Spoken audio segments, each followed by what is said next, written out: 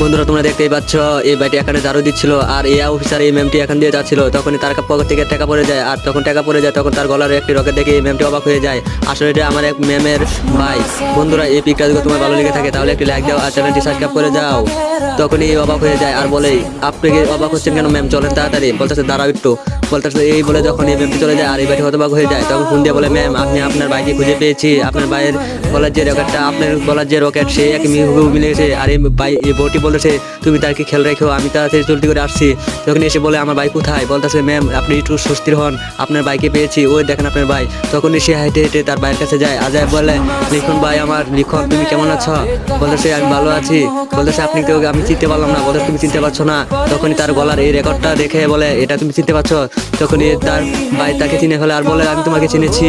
তখন তার ভাই বোনের একসাথে দেখা হয়ে যায়। বন্ধুরা তোমরা দেখতেই পাচ্ছ এই ভাইটি এখানে ঝাড়ু দিচ্ছিল আর এই অফিসার এই ম্যামটি এখান দিয়ে যাচ্ছিল। তখন